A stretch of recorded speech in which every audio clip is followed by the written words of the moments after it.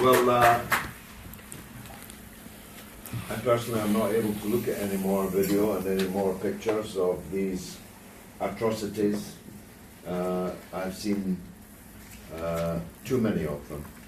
But just averting your eyes, the terrorist onslaught on Syria has been defeated in the sense that the ISIS and Al-Qaeda and this alphabet soup about which I spoke earlier no longer controls territory.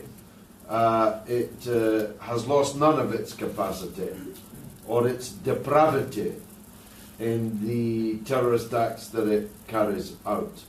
And there must be surely a special place in hell for those who lure children to a place in order to slaughter them in the way that you have just been watching. So thank you very much, Dr. Abdul Hadi, Dr. Bashir. We have 25 minutes for questions and answers. So may I ask, please, for anyone who has a question they'd like to, either the doctors or myself, if I'm able to answer. Can I ask? Yes, sir, of course. One day the atrocity of the kids getting killed, right? They're holding them as ransom, right?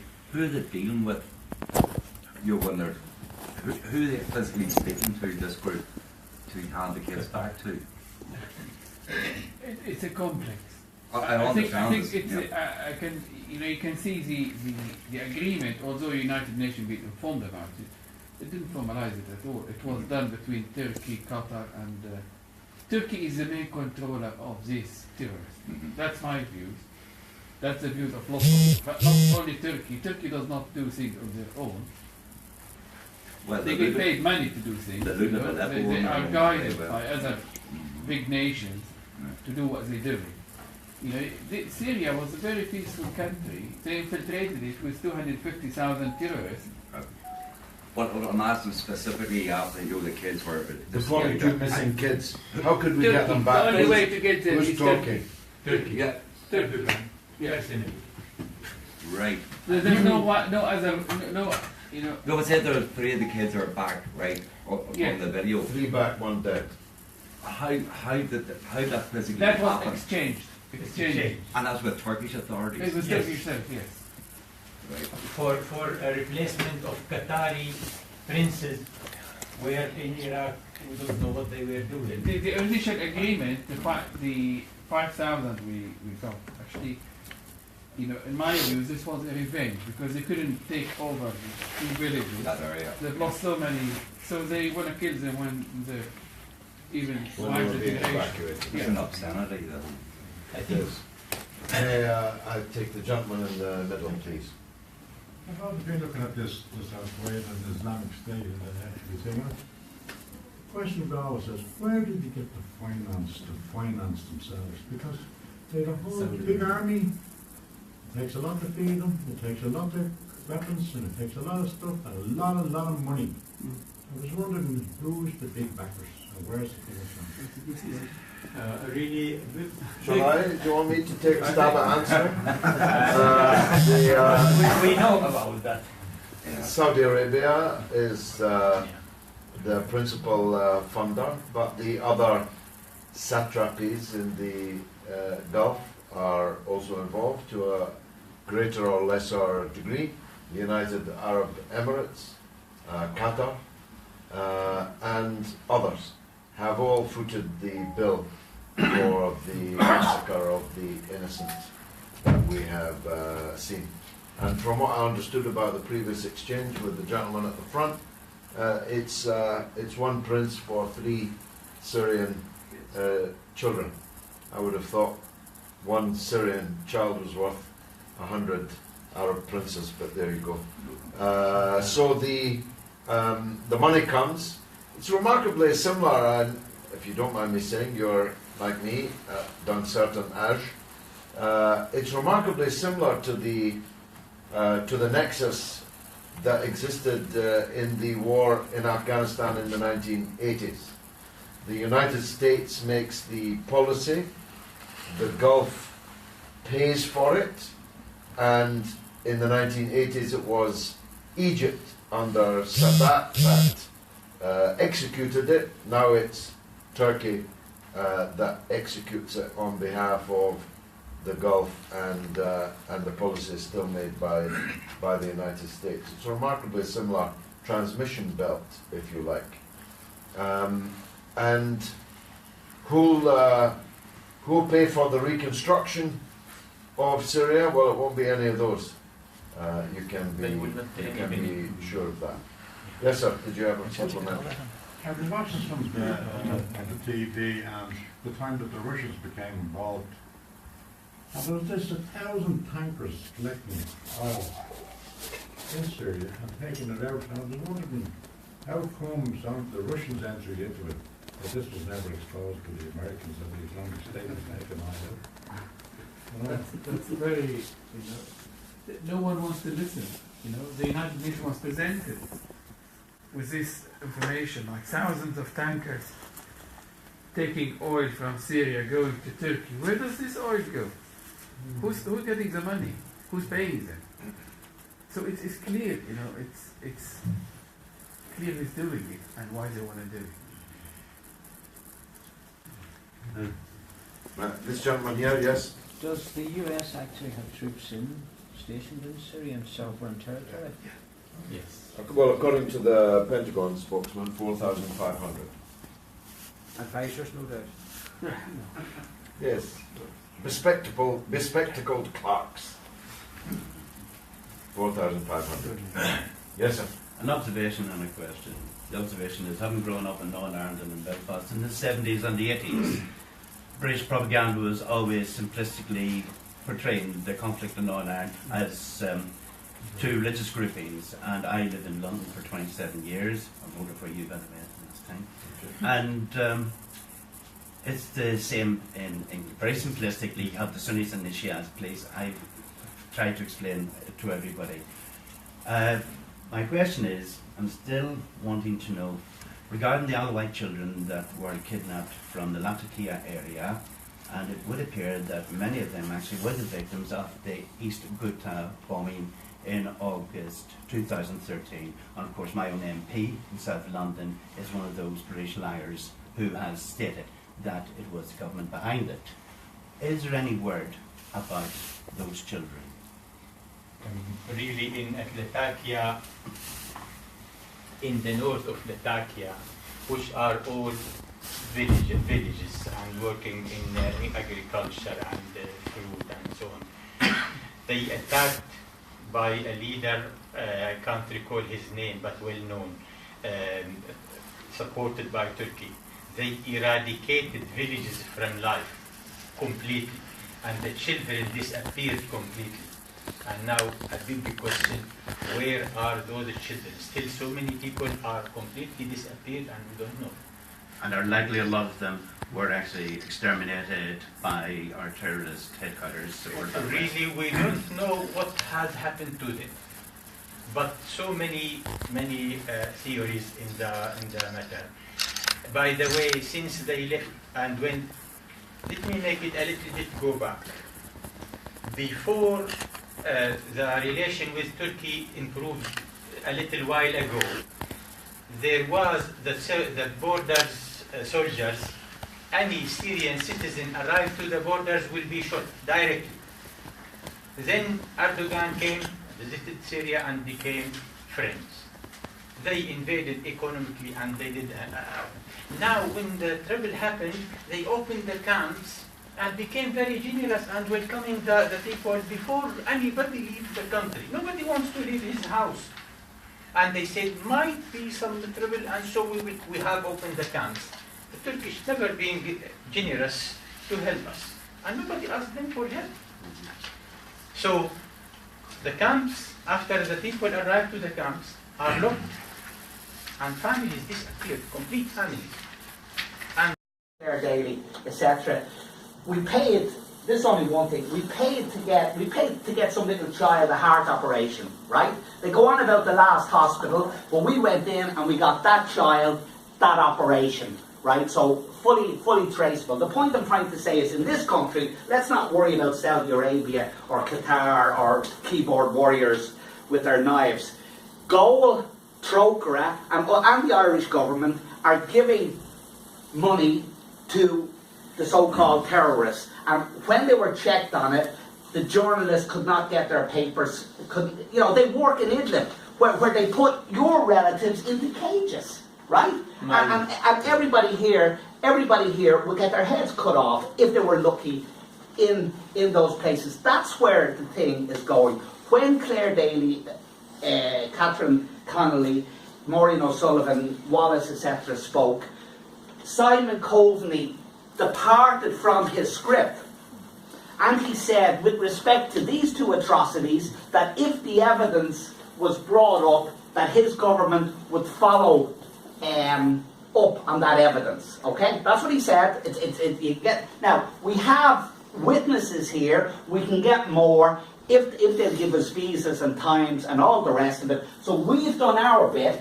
The group around Maureen O'Sullivan, Claire Daly, etc. have done theirs, and the problem is not Saudi Arabia for us. The problem is 200 yards down the road, and the journalists who don't have the you-know-whats to tell the truth. Well. Very good summing up, I think. Yes, sir, please. In case time beats us here, could we get some recommendations from our two brothers here, from yourself, George, what we can do? There's a few things about it, and we're very fortunate to have TD with us here today. But there is a number of politicians here who have sympathy for the downtrodden and the oppressed, like yourselves. We're not totally isolated. Even last night, as far as I know, Netanyahu was forced to call the Irish ambassador in to upbraid him for criticisms of Israel, so that the Irish Senate had made. So it's not a lost cause by any manner of means. What we need from you is some direction for what we can do specifically and practically to help with your cause, because certainly there's a lot of sympathy in this country for people like yourselves.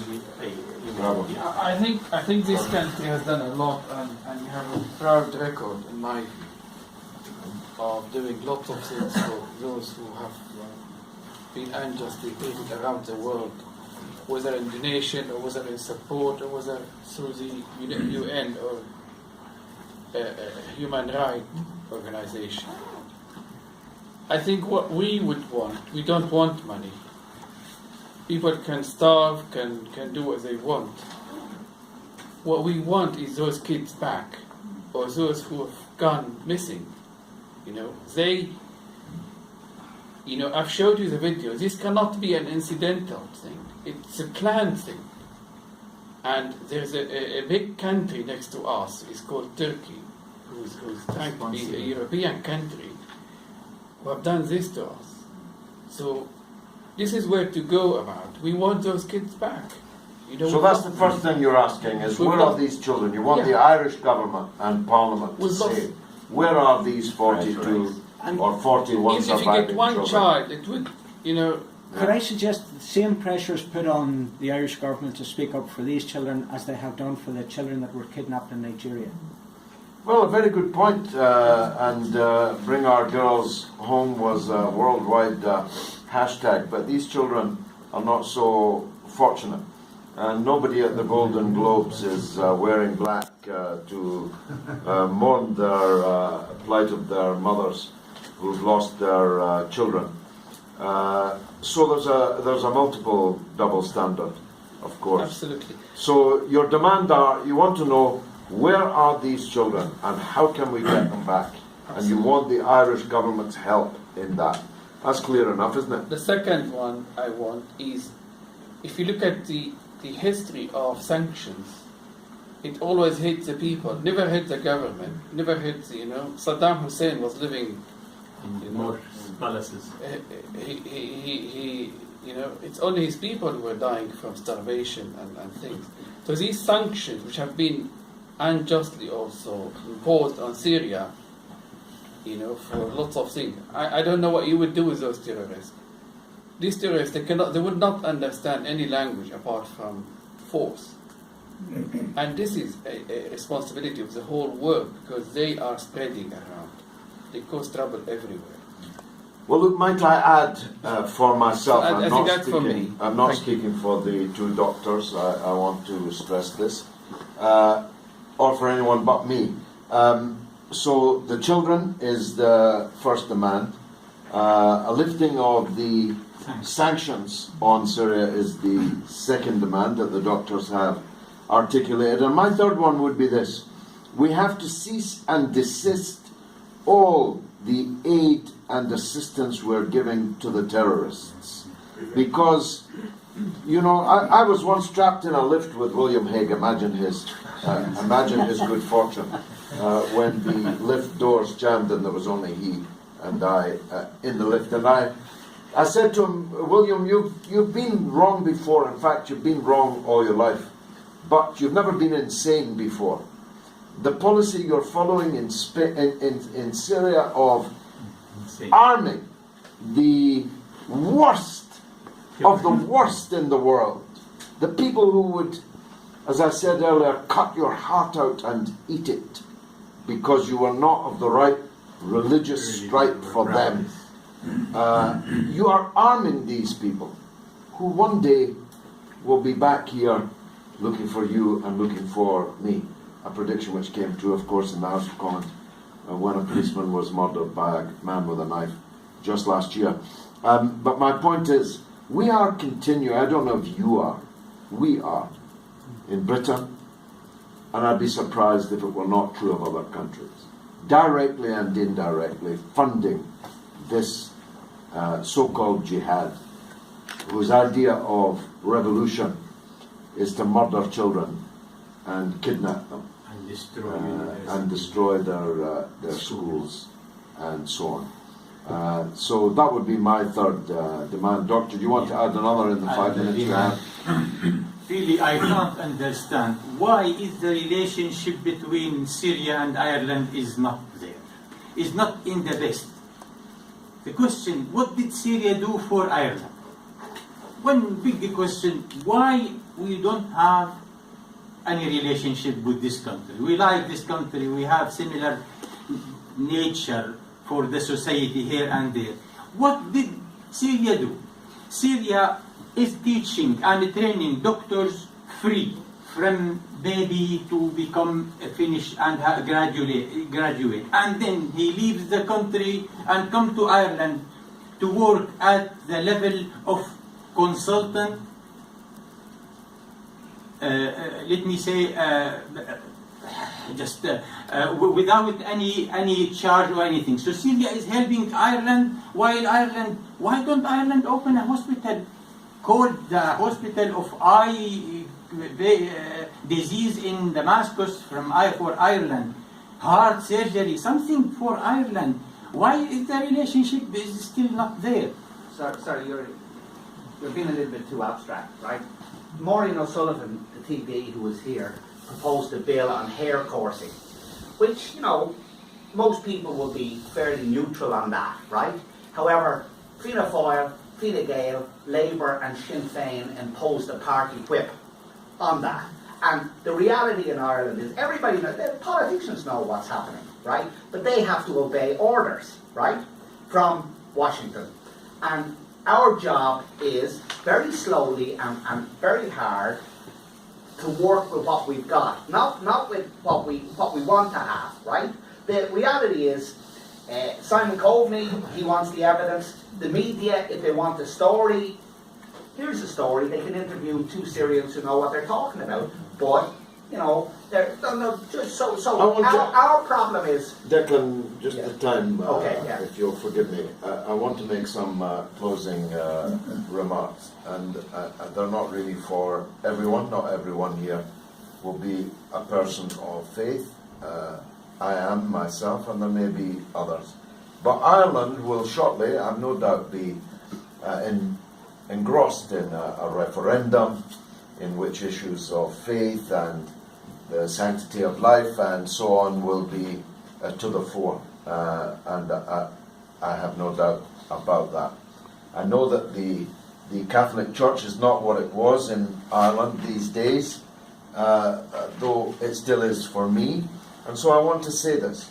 It is simply inconceivable for me how Ireland finds itself effectively on the side of those who would murder every last Christian in Syria, who would destroy every monastery, who would destroy every church, who would destroy every relic, who would decapitate every priest, and already have decapitated multiple priests, even a bishop. Does no one in the Roman Catholic hierarchy in Ireland know this? Or do they know it and they are merely ignoring it? Do none of the Fianna Fáil, I suppose they are the most Catholic of the parties, does no Fianna Fáil TD know this? Do they not know that your country is effectively behind a group of head-chopping sectarians who would murder every last Christian in the country and destroy every last place of worship? Because if they don't know it, we have multiple pieces of evidence to show them. It's not hard to find. These people photograph themselves carrying out these atrocities. So, if there's any trace of Christianity left in Ireland, and I pray to God that there is, will they please look at what the Christians in Syria are saying? The Christians are begging, appealing for your help. But you're not just passing by on the other side of the road. You're actually assisting those that are oppressing and destroying them. Forgive me if that's an abuse of process, Declan, but I came all the way from Derry just to say it. 1 second. We came to Ireland with His Beatitude Patriarch Laham, Patriarch of Antakya and all the East, and Alexandria and Jerusalem, and the world's spiritual leader of the Melkite Greek Catholic Church. This is one man who is the most important man on earth after Pope. And Patriarch, or His Holiness Patriarch Ignatius Abram to Antiochia and world spiritual leader of Syriac Orthodox Church, Oriental Orthodox, and His Grace, the Grand Mufti of Syrian Arab Republic. Those are mountains in Syria. They came to ask for peace and for good relationship. We are not bringing any politics. We are Syrian people. We leave it. So Syria, even with 7 years of war, still graduating doctors with no charge in the university compared to other countries. We know how much they charge every year. And sending doctors to Ireland and to the whole world, specifically Europe, while what did Syria do to the other world, to Ireland specifically? Still doing favor to Ireland, and Ireland should do, we expect, of course, that Ireland will do the same or probably better. Always we expect the good from Ireland. And so we come and we insist and we will say and we will come again. Well, thank you very much, Dr. Abdelhadi Mohsen and Dr. Bashir Mohammed, Syrian physicians of eminence and of sincerity, which has shown through the short meeting that we've had today. Thank you to everyone who attended. Thank you to those watching on live stream across the world. God save Syria and the people of that land. Thank you. Our next gig is in Talbot Street and at 5 o'clock. And